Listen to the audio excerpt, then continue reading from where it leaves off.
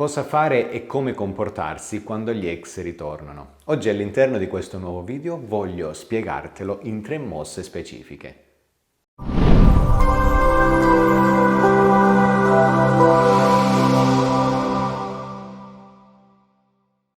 Io sono Domenico Iapello, Love e Life Coach formato in PNL dal 2011 e su questo canale parlo di riconquista, coppia, seduzione e crescita personale. Se ti fa piacere iscriviti al canale e attiva la campanellina in modo che ogni settimana potrai vedere in anteprima tutti i video che pubblicherò. Detto questo, andiamo a noi. Cerchiamo di capire perché gli ex tornano e soprattutto come comportarsi. Bene, ti svelo una cosa che in realtà forse ti lascerà un po' perplesso o perplessa. Gli ex tornano per un bisogno di sicurezza, ok? Perdono la loro sicurezza che è legata alla decisione che hanno intrapreso, perdono appunto questa sicurezza e quindi tornano per poter fare il carico, per poter fare il pieno di sicurezza. Voglio spiegartelo così, è un po' come mi viene da pensare la scala di Maslow dei bisogni dell'essere umano che parte alla base proprio dai bisogni fisiologici. I bisogni fisiologici sono quelli comunque legati alla fame, all'appetito, al sonno, insomma quelli che sono i bisogni vitali, ok? Fondamentali per l'essere umano. Subito dopo, in questa piramide, ci sono appunto, i bisogni fisiologici. I bisogni fisiologici sono appunto legati, tra l'altro, tra le altre cose, ai bisogni di sicurezza. Ed è qui che si colloca proprio il ritorno di un ex, proprio nei bisogni di sicurezza. E soprattutto bisogna capire al meglio come gestirli perché altrimenti diventano deleteri dal punto di vista emozionale e soprattutto implicano un non ritorno, anche se molto spesso l'impressione è proprio quella che una ex sta tornando indietro, ci sta ripensando e vuole ricostruire una relazione. Così molto spesso non è. Ora vediamo come comportarsi.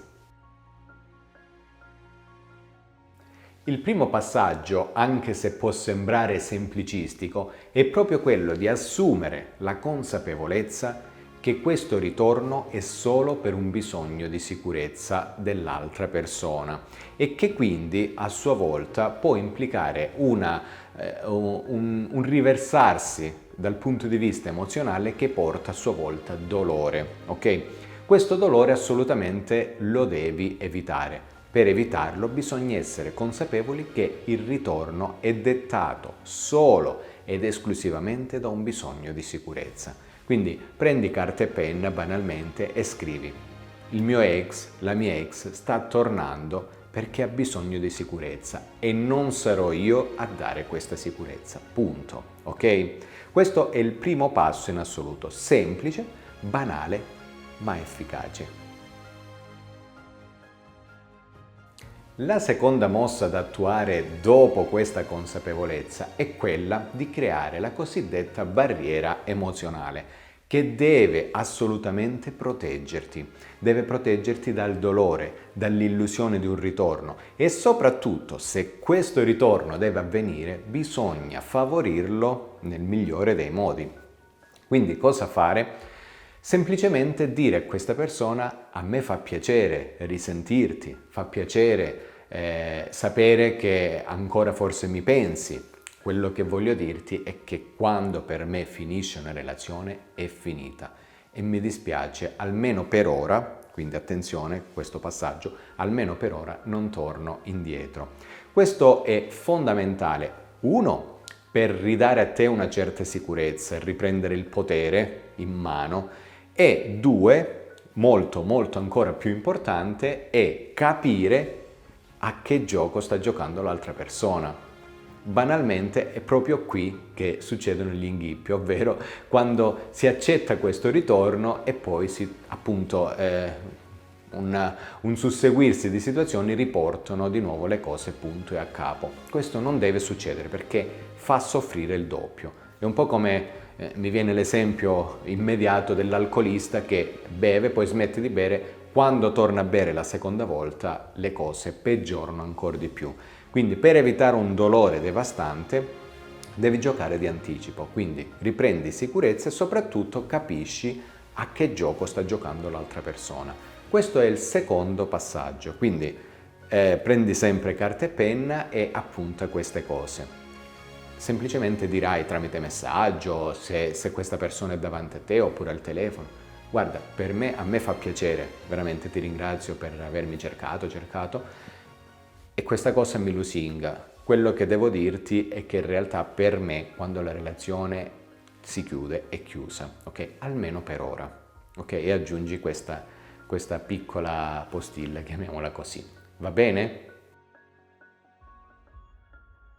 Andiamo quindi al terzo passaggio. Il terzo passaggio è fondamentale e si aggiunge, proprio si va a sommare al passaggio che abbiamo detto precedentemente. Che significa? Quando avrai pronunciato queste parole, l'altra persona dirà qualcosa, ok? Avrà un'esclamazione da fare, cercherà di proteggersi, cercherà di giustificare il suo ritorno. In quel caso bisogna essere pronti perché subito cercherai di testare e chiudere in maniera seduttiva. Cosa significa? Significa che qui andiamo a giocare con l'immaginazione. Quindi facciamo la scenetta, cerchiamo di riprodurla come esempio, magari tu dici ok, per me quando è chiusa almeno per ora. L'altra persona risponde e dice sì, ok, ma parliamone, cerchiamo di vederci, proviamo a riuscire insieme, cerchiamo di capire se tra di noi ancora può funzionare. Ok?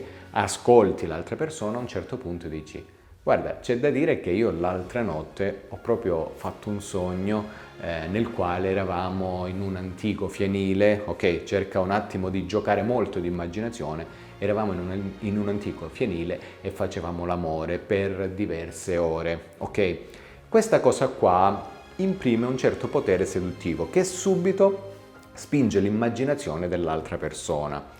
A quel punto torni indietro, dici: ad ogni modo, chiaramente ribadisco, sai come la penso, mi fa piacere averti sentito, ecco, aver parlato con te, ora mi dispiace, devo andare, poi più avanti ci rivedremo, ci riaggiorneremo, eccetera, eccetera. Quindi qual è il passaggio che farai? Proprio quello di sedurre per un attimo, ok, con la possibilità di un sogno in un antico fienile e poi esci nuovamente di scena.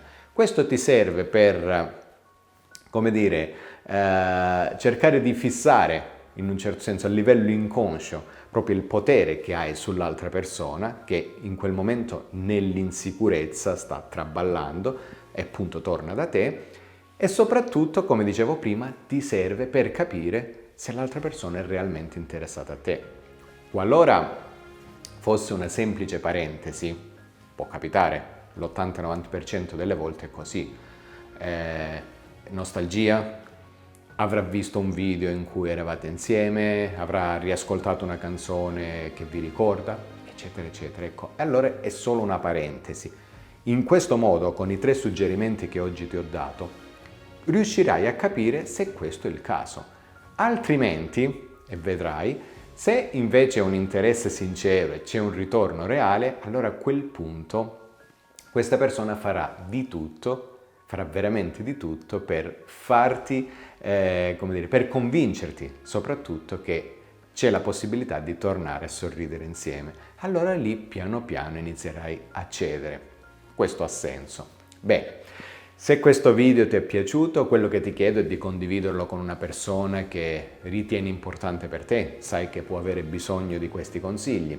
E soprattutto di scrivere nei commenti, fammi sapere cosa ne pensi. Ribadisco, iscriviti al canale e in descrizione troverai tutti i link che ti riportano ai miei canali gratuiti, dove settimanalmente faccio delle dirette, assistenze sul gruppo di supporto, il canale di WhatsApp, il sito web con i corsi gratuiti, eccetera, eccetera.